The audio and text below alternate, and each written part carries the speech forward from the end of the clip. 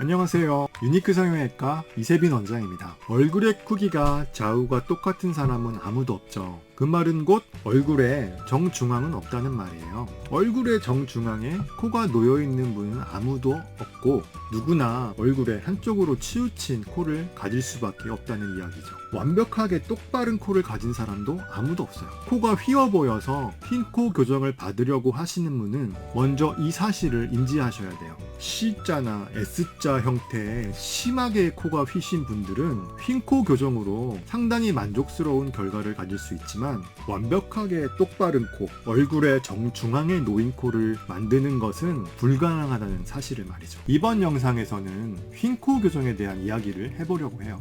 흰 코의 원인은 참 다양해요. 가장 많은 원인은 선천적으로 코가 휘어 있는 거죠. 비중격 망곡증으로 수술을 받으시는 분들이 많을 텐데 CT를 찍어보면 많이 보고하는 연구에서는 90% 이상에서 비중격이 있다고 그래요. CT를 찍었을 때 비중격 망곡증이 없기가 더 힘들다는 얘기죠. 외상에 의해서 코가 휘는 경우도 있을 거고요. 알러지나 아토피로 어릴 때부터 코를 너무 많이 비벼서 코가 휠 수도 있을 거예요. 흰 코의 교정은 수술로 골격만을 교정할 수 있어요. 연조직의 양이 달라서 코가 휘어 보이는 경우는 수술로 교정이 어려워요. 흰 코 교정을 할 때는 코를 세 부위로 나누어서 각각을 분석하고 그 각각에 대해서 수술을 해야 돼요. 비익연골의 형태가 왜곡되어 있고 비중격의 아랫부분이 한쪽으로 치우쳐져 있는 경우에는 코끝이 휘어요. 코끝 성형으로 왜곡되어 있는 비익연골의 모양을 정상으로 회복시켜주고 치우쳐져 있는 비익연골의 아랫부분을 원래의 자리에 갖다 놓는 수술을 해야 돼요.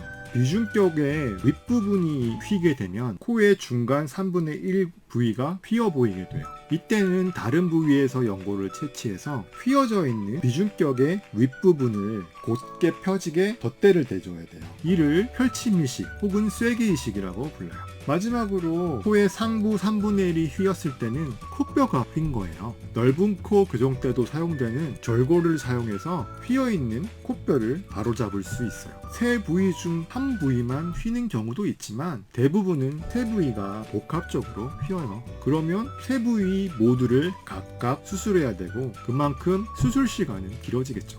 코가 휘어진 모양에 따라서 보통 세 가지 형태로 구분을 해요. 앞서 설명드린 세 부위가 같은 방향으로 휘게 되면 C자 형태의 흰 코가 돼요. 코끝 부위만 반대로 휘게 되면 상부 3분의 1 부위, 중앙 3분의 1 부위와 코끝이 반대 방향으로 휘게 되면 S자형 형태의 흰 코가 되겠죠. 코 전체의 축이 틀어지게 되면 직선 형태의 흰 코가 돼요. 다른 형태의 흰 코도 완벽하게 똑바로 펴지는 못하지만 직선 형태의 흰 코는 완전히 교정하는 것 자체가 불가능한 흰 코죠. 흰 코는 원인도 다양하고 휘어있는 코의 부위에 따라 수술도 달라지는 코의 변형이에요. 얼굴 자체가 비대칭이기 때문에 똑바른 코란 존재할 수가 없어요. 흰 코 교정으로 완벽히 똑바른 얼굴의 정중앙에 놓인 코를 만들 수 없다는 거죠. 심하게 휘어있는 분들은 흰 코 교정으로 굉장히 만족스러운 결과를 얻을 수 있어요. 하지만 코의 휜 정도가 심하지 않은 분들은